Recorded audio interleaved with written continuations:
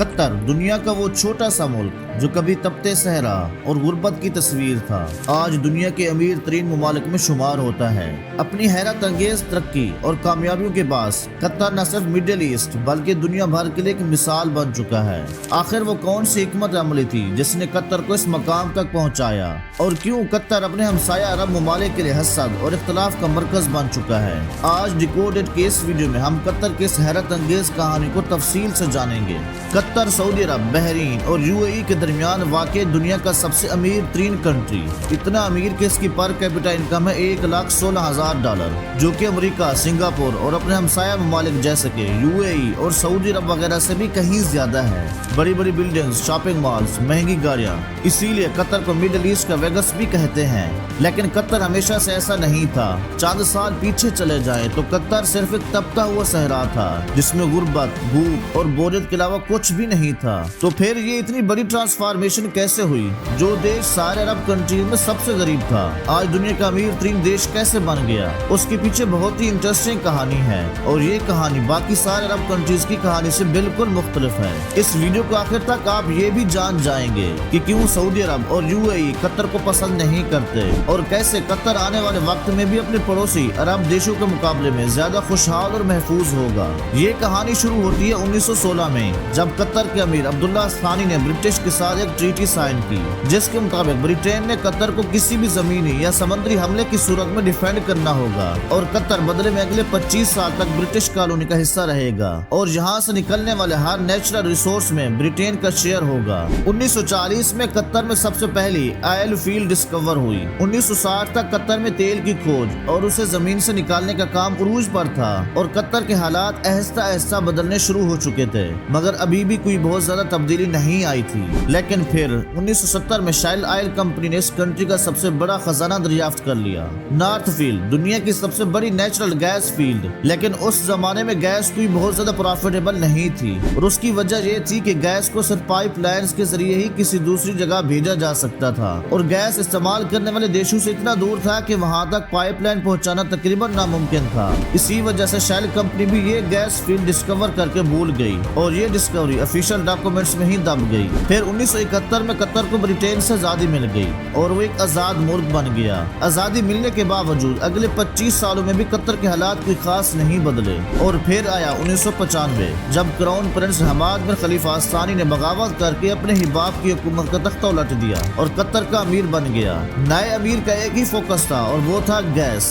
حماد بن خلیفہ یہ جانتا تھا کہ قطر کی تقدیر صرف گیس ہی بدل سکتی ہے، اسی لیے اس نے ایک بہت ہی ریئر ٹیکنالوجی گیس لیکویفیکیشن میں انویسٹ کیا۔ لیکویفیکیشن ایک ایسی ٹیکنالوجی ہے جس میں گیس کو لیکوڈ فارم میں کنورٹ کیا جاتا ہے تاکہ اسے آئل کی طرح شپس میں دوسرے کنٹریز تک پہنچایا جا سکے۔ اس سارے پروسیس میں گیس کو -161 ڈگریز پہ ٹھنڈا رکھنا پڑتا ہے۔ اسی پروسیس پہ قطر نے ساری انویسٹمنٹ کر دی، اور آج وہ LNG کا سب سے بڑا ایکسپورٹر ہے۔ قطر سے گیس امپورٹ کرنے والے کنٹریز میں Japan, India, China, south Korea اور اسپین شامل ہیں۔ بلینز آف ڈالرز قطر میں آنا شروع ہو گئے، لیکن قطر کی تقدیر بدلنے کی کوششن میں تو یہ صرف ایک چھوٹا سا حصہ تھا، کیونکہ نیچرل ریسورسز تو بہت سے کنٹریز کے پاس ہوتے ہیں، انہیں ایکسپلوئٹ بھی بہت سے کنٹریز کر لیتے ہیں، مگر اصل مسئلہ آتا ہے ان ریسورسز سے آنے والے پیسے کو صحیح استعمال کرنے کا، ورنہ وینزویلا اور انگولا کا انجام ہمارے سامنے ہے۔ یہی وہ جگہ ہے جہاں قطر باقی تمام کنٹریز پر بازی لے گیا۔ قطر نے 2005 میں قطر انویسٹمنٹ اتھارٹی کے نام سے ایک کمپنی بنائی،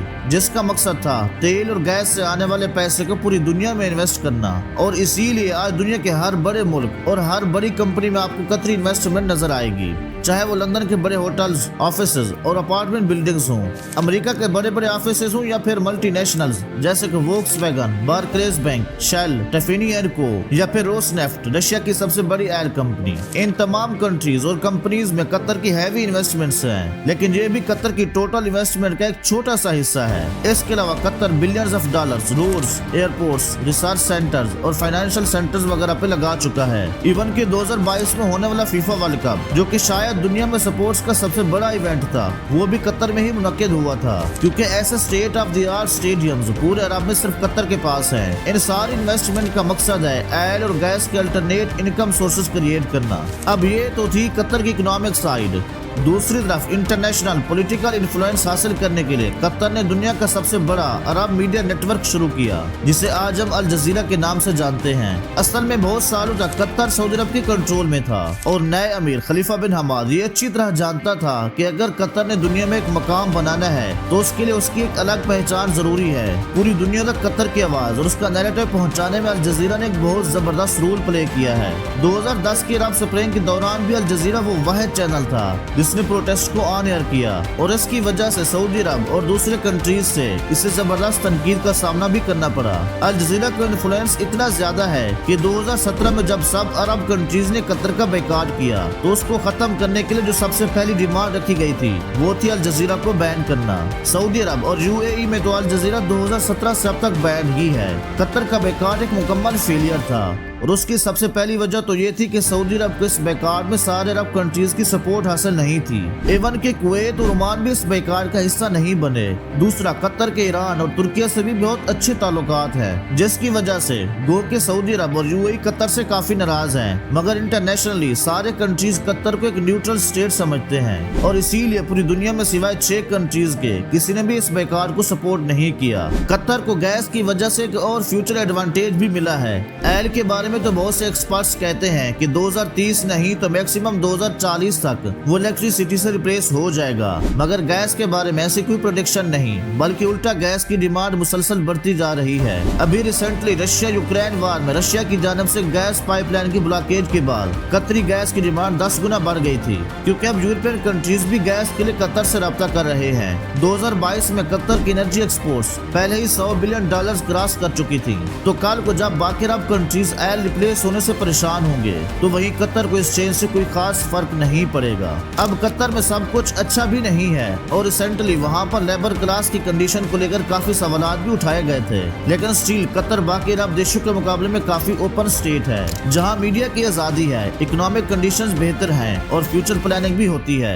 आखिर में हम आते हैं उस खित्ते की तरफ जो शायद नेचुरल रिसोर्सेज से माला माल है, मगर पॉलिटिकल डिफरेंसेस, करप्शन और मजहबी एक्सट्रीमिज्म की वजह से इस वक्त गुर्बत, भूख और बदअमनी का शिकार है। कतर की आबादी का 60% साउथ एशियंस हैं। इंडियंस, पाकिस्तानी, बांग्लादेशी और नेपाली कतरी पॉपुलेशन का सबसे बड़ा ग्रुप है। अपने देश और प्यारों से हजारों मील दूर दिन रात मेहनत करते ये लोग हर वक्त ख्वाब देखते हैं कि कब उनके अपने कंट्रीज इतने खुशहाल होंगे कि उन्हें 7 समंदर पार इस जला देने वाली गर्मी से निजात मिले। हर वक्त सोशल मीडिया पर लड़ने वाले ये लोग बाहर की कंट्रीज में बिल्कुल मिलजुल कर रहते हैं, दुख बांटते हैं और एक दूसरे की मदद करते हैं, लेकिन जैसे ही ये वापस अपने कंट्रीज में आते हैं तो वही पुराने पॉलिटिकल एजेंडे से मुतासिर होकर एक दूसरे को बुरा कहने और समझने लगते हैं। न जाने ये हालात कब बदलेंगे, कब इस सब कॉन्टिनेंट के लोग ये फैसला करेंगे कि ये पॉलिटिशियंस की डर्टी पॉलिटिक्स का हिस्सा नहीं बनेंगे, इस ब्रेन वॉशिंग से बाहर निकलेंगे, दूसरों को भी इंसान समझेंगे और फाइनली ये फैसला करेंगे